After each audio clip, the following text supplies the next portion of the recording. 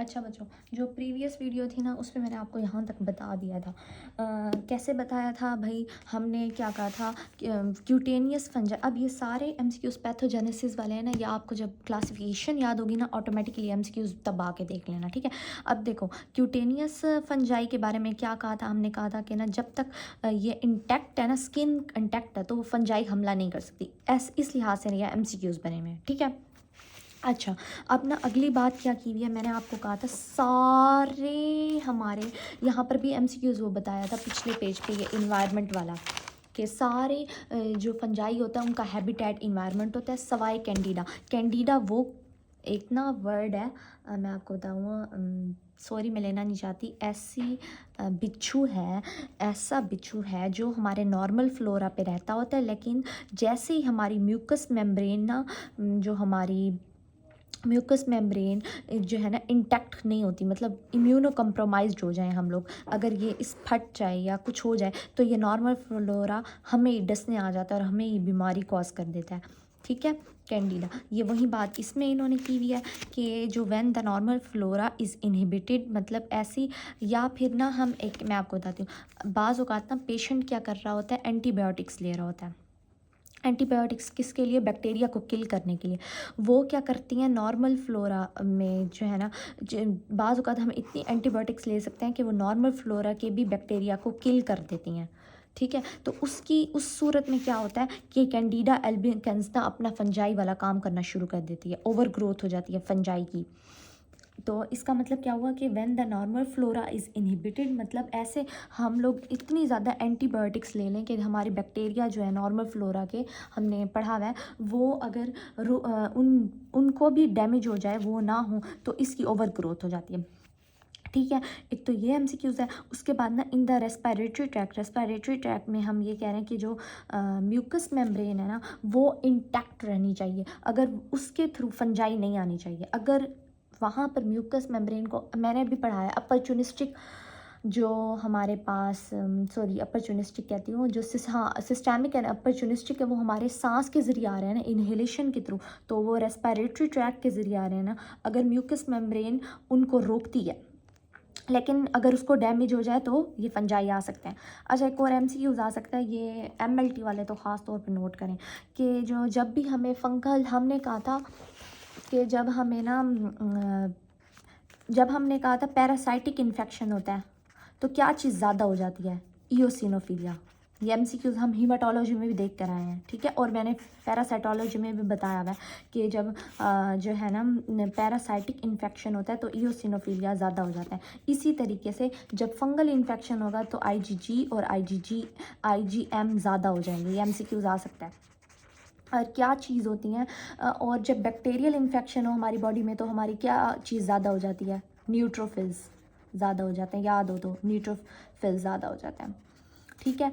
तो ये एमसीक्यूज़ हैं। जब पैरासाइट्स ज़्यादा हो तो इयोसिनोफिल, और जब वायरोलॉजी इन्फेक्शन, वायरस का इन्फेक्शन हो तो क्या चीज़ ज़्यादा हो जाती है, याद करें आप लोग, ठीक है। ये कमेंट में बता देना, वरना मैं वायरोलॉजी चैप्टर में बता दूंगी, ठीक है। अच्छा, और एक तो ये आईजीजी और आईजीएम ज़्यादा हो जाएंगे फंगल इन्फेक्शन में, लेकिन इनका काम कोई नहीं है, और सेल मेडिएटेड इम्यून रिस्पॉन्स जो है ना जनरेट होगा। अच्छा, अब इस टॉपिक को ना, भाई इतना कोई मुश्किल लिखा हुआ है ना, लिटरली बहुत मुश्किल लिखा हुआ है, तो मैं कहूँगी जो ये सिर्फ एमसीक्यूज़ के लिए देख लो और सुन लो बस। इससे शॉर्ट क्वेश्चन कोई पास पेपर में अभी तक नहीं आया और ना मैंने देखा है, ठीक है। अगर आया हो तो कोई बच्चा कमेंट सेक्शन में बता सकता है, किसी ने देखा हो तो, ठीक है। अच्छा, अब फंगल टॉक्सिन्स, अब ना सबसे पहले ना इस पैराग्राफ में वो बात क्या कर रहे हैं, वो कहते हैं जब भी कोई फंजाई हमारी बॉडी में कोई इन्फेक्शन करेगा ना, तो वो दो फॉर्म्स में कर सकता है, एक माइकोटॉक्सिकोसिस और एक एलर्जी की फॉर्म में। या तो हमें क्या हो सकता है, माइकोटॉक्सिकोसिस क्या होता है, माइकोटॉक्सिकोसिस की वजह से, और दूसरा होता है हमारे पास एलर्जी हो सकती है। माइकोटॉक्सिकोसिस, एलर्जी सबसे पहले सुन लो, एलर्जी होती है एस्परजिलस की वजह से, ठीक है। ये नाम याद रख, एस्परजिलस कौन सा है, अपॉर्चुनिस्टिक फंजाई में हमने पढ़ा था, सबसे पहले कैंडिडा पढ़ा है, फिर क्रिप्टोकोकस, फिर एस्परजिलस पढ़ा था अपॉर्चुनिस्टिक में। उससे क्या होती है, एलर्जी होती है। अच्छा, माइकोटॉक्सिकोसिस की पहले बात सुनो। इसमें हम कहते हैं कि ना ये माइकोटॉक्सिकोसिस क्यों होता है, अगर हम ना टॉक्सिन्स खा लें, इंगेस्ट कर लें। अगर हम टॉक्सिन्स खा लें तो हमें माइकोटॉक्सिकोसिस होता है। और अगर हम फंगल स्पोर्स नहीं होते, फंगल स्पोर्स कौन से होंगे याद करो, ए सेक्शुअल स्पोर्स और सेक्शुअल स्पोर्स अगर हमारी बॉडी में हम इंगेस्ट कर लें तो हमें एलर्जी हो जाएगी।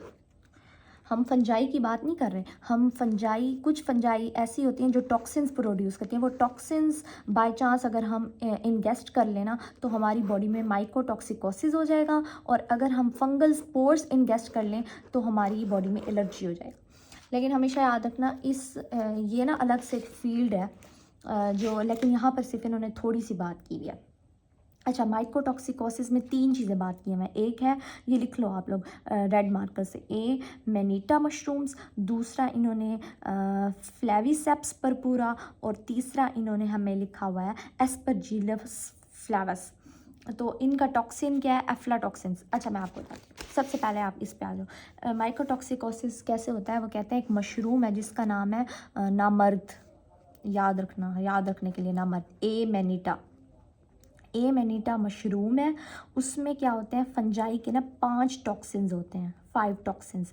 5 टॉक्सिन्स में से 2 टॉक्सिन्स ऐसे हैं जो बहुत सुपीरियरली ना इन्फेक्ट करते हैं। एक है ए मैनीटन, और दूसरा है फेलो, इसका PHALO से फेलो, इसका याद करना। ये 2 क्या करते हैं हमारी बॉडी में। अच्छा, अगर हमने ही गला सड़ाना मशरूम खा लिया, ये मशरूम किस में होता है, पिज़्ज़ा में। अगर हमने KFC से पिज़्ज़ा मंगवाया और उसमें मशरूम्स है, और उसमें क्या, कौन सा मशरूम हो, ए मैनीटा मशरूम है, उस मैनीटा में ना टॉक्सिन्स होंगे। वो क्या करेगा, वो टॉक्सिन्स हमारी बॉडी में जाएंगे और वो क्या करते हैं, हिपैटोटॉक्सिन्स है, ये जाके लीवर को अफेक्ट करेंगे। मैं फिर से एक बार समझा दूँ। देखो, 2 बातें हो रही हैं। एक कि हमारी फंजाई की बात नहीं हो रही, हम फंजाई की टॉक्सिन्स की बात कर रहे हैं, ठीक है, और फंजाई के स्पोर्स की बात कर रहे हैं। अगर हमने टॉक्सिन्स खा लिए, इंगेस्ट कर लिए, तो हमें माइकोटॉक्सिकोसिस होगा, और स्पोर्स खा लिया तो एलर्जी होगा। माइकोटॉक्सिकोसिस में वो क्या कहते हैं, हम टॉक्सिन्स कैसे खा रहे हैं। सबसे पहले उन्होंने एग्जांपल दिया कि एक ए मैनीटा मशरूम है, उसमें टॉक्सिन्स होते हैं, 5 टॉक्सिन्स होते हैं। उनमें से 2 टॉक्सिन ए मैनीटन और दूसरा क्या है, उसका फेलो है। वो क्या करता है, अगर हमने खा लिया मशरूम, अब ये बंदा है हमारी बॉडी में, लीवर में जाएगा, ये लीवर में ना RNA पॉलीमरेज़ को ख़त्म कर देगा। जब RNA पॉलीमरेज़ नहीं बनेगा तो मैसेंजर RNA नहीं बनेगा। तो क्या कर रहा है ये बेटा जी, ये हमारी मैसेंजर RNA की सिंथेसिस को रोक रहा है। अब दूसरा इन्होंने बताया, दूसरा होता है ये देखें, इसमें होता है, मोल्ड में होता है, इस मोल्ड में फ्लेविसेप्स परपुरा में, फ्लेविसेप्स परपुरा। अब ये मोल्ड किस में होती है, अच्छा मोल्ड का याद है, फ्लेविसेप्स मोल्ड क्या होती है भाई, जो कि 25 डिग्री सेंटीग्रेड पे होगी तो मोल्ड होती है, ठीक है, फ्लेविसेप्स परपुरा। ये इसमें क्या, अब एक हमने बात की मशरूम की, दूसरी हम बात करें फ्लेविसेप्स परपुरा। ये किस में होता है, गंदुम में होगा। अगर गंदी सड़ी गंदुम हमने खा ली, उसकी बनी हुई रोटी, उसमें क्या था, फ्लेविसेप्स परपुरा। और वो क्या करता है, ये हमारी बॉडी में जाके वेस्कुलर और न्यूरो, हमें पागल कर देगा और हमारी वेसल्स को डैमेज करेगा। इसमें ना जो टॉक्सिन होगा वो अल्कलाइड्स होंगे, जो टॉक्सिन्स हैं वो अल्कलाइड्स होंगे। अब देखो, याद कर लो, एक हमने बात, फिर तीसरी बात, अच्छा पहले तीसरी बात कर लेते हैं, फिर दोबारा रिपीट करते हैं। तीसरी बात हमारा है एफ्लैटोटॉक्सिन्स। अफलातून से याद करो, अफलाटॉक्सिन्स, अफलातून नहीं होते, अफलातून। अफलातून, इसका मतलब ये हमारी बॉडी में जाके सबसे गंदी चीज़ कॉज कर रही है, क्या करेगी ये, अफलातून याद कर लो। अफलाटॉक्सिन्स जो है ना, अफलातून है, ये हमारी बॉडी में जाके लीवर कैंसर कॉज करते हैं।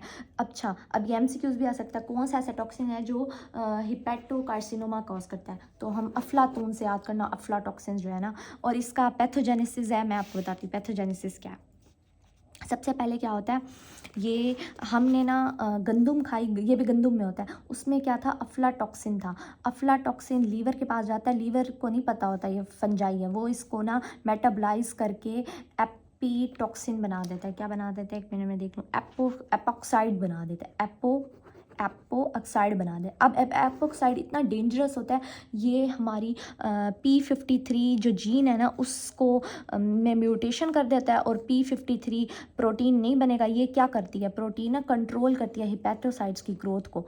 अब जब ये ही नहीं रहेगी, ये ग्रोथ ज़्यादा हो जाएगी हिपैटोसाइट्स की, और लीवर कैंसर हो जाएगा। देखो, लीवर ने इसका फ़ायदा चाहा कि इसको मेटाबोलाइज किया, उसको क्या पता है मेरा दुश्मन था अफलातून और मुझे ही कैंसर बना देगा।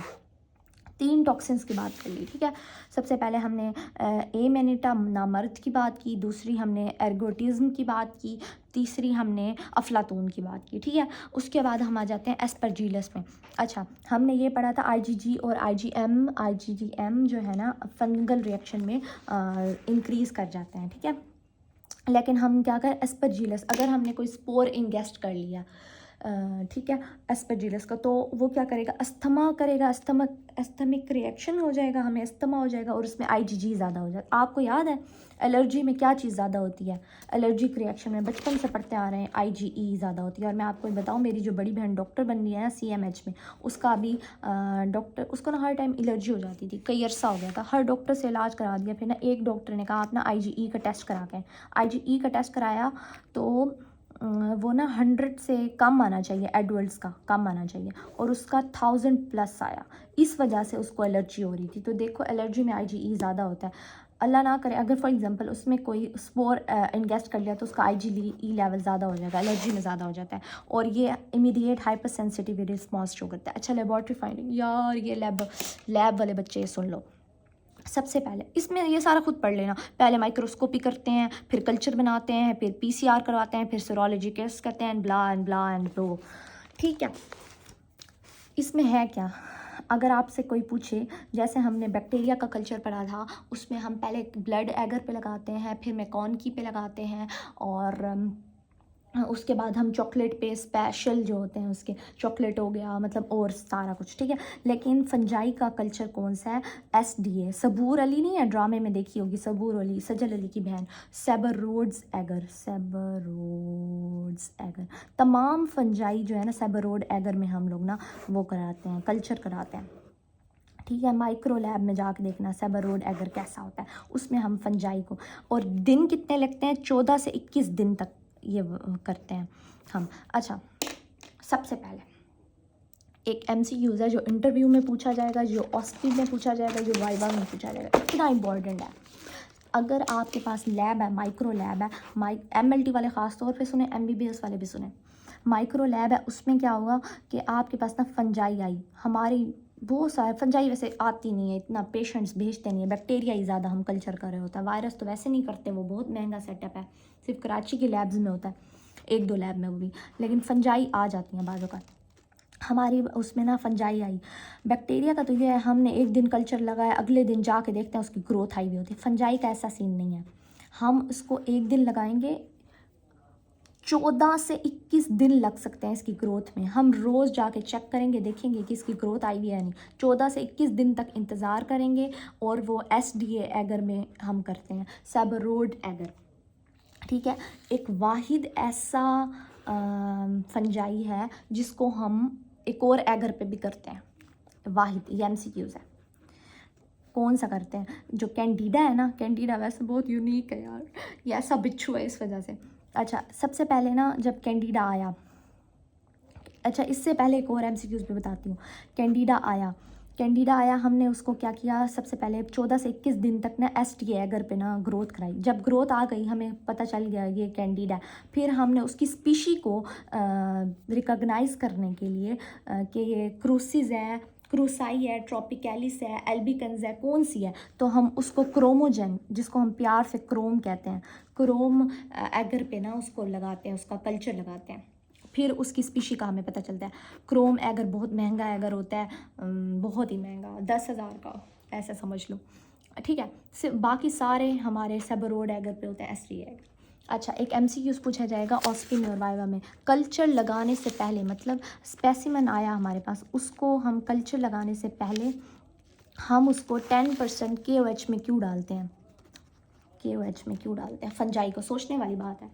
मैं 2 मिनट रुकती हूँ, आप लोग कमेंट सेक्शन में बताओ अगर किसी को पता है ऑलरेडी आंसर, जिसको नहीं पता वो सुन ले फिर। ठीक है। सबसे पहले ना जब फंजाई आती है ना हमारे पास लैब में, माइक्रो लैब में, हम उसको ना पहले 10% QH में ना उसको ऐसा समझो डिप करते हैं। क्यों करते हैं?